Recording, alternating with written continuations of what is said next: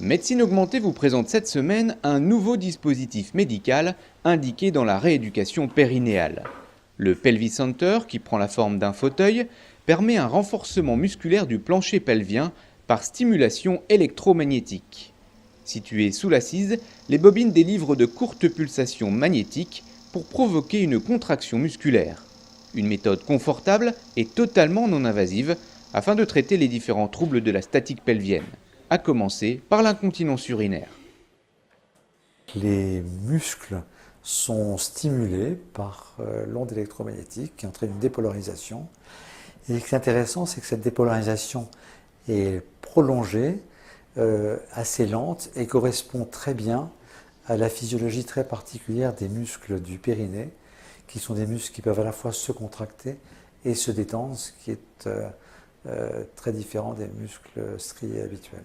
Le retour du patient sur le Pelvis Center, c'est qu'effectivement, de 1, vous n'avez aucune action invasive, c'est-à-dire que vous n'avez pas d'intromission de sonde. Déjà, c'est un confort qui est très très important pour les patients, parce qu'il y a beaucoup de patients qui refusent simplement la rééducation, tout simplement parce qu'on leur parle d'une sonde. Et de 2, en plus, on a une efficacité qui est supérieure au renforcement par simple électrothérapie, par simple électrostimulation.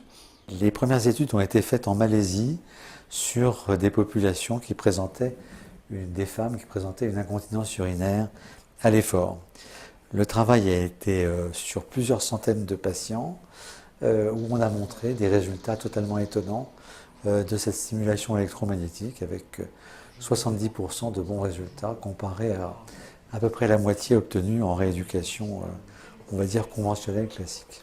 Pour moi, l'avantage du Pelvis Center, c'est déjà qu'on va avoir une stimulation qui va être tout au long de la bobine, donc qui va être plus globale. C'est-à-dire qu'on va pouvoir stimuler le périnée de devant à derrière. Quand on met une sonde, c'est plutôt une stimulation qui va être en périphérie de la sonde, donc plus punctiforme. Après, le fait d'avoir tout ce périnée qui se contracte en même temps, c'est vrai que ça va permettre de renforcer des fibres qui sont beaucoup plus profondes aussi, puisque les ondes pénètrent plus profondément. On peut aussi stimuler la partie postérieure, c'est-à-dire les releveurs de l'anus. Et ça, c'est très important parce que la rééducation de cette sphère périanale est difficile avec des sondes difficiles à placer. Et là, c'est très facile. Et les résultats que nous avons obtenus, nous, puisqu'il y a 30% des incontinentes qui sont aussi incontinentes anales, sont totalement remarquables et étonnants. Ouais, ouais. Les indications, on va les proposer en informant les patients des résultats obtenus dans la littérature et de ce que l'on peut en attendre. On commence à les proposer dans la rééducation postnatale parce que c'est vrai que la reconstitution musculaire est d'autant meilleure qu'elle est précoce, mais on hésitait à faire de la rééducation avant que les tissus ne soient totalement cicatrisés. Donc on va pouvoir certainement apporter quelque chose. L'incontinence urinaire, ça marche remarquablement bien. On a des patientes qui devaient être opérées de bandelettes et qui ont pu échapper au traitement chirurgical qu'elles ne souhaitaient pas. L'incontinence rectale, très certainement quelque chose de très positif. Chez les hommes, on l'utilise principalement dans 2 cas. Alors pour l'instant, moi je l'utilise dans 2 cas.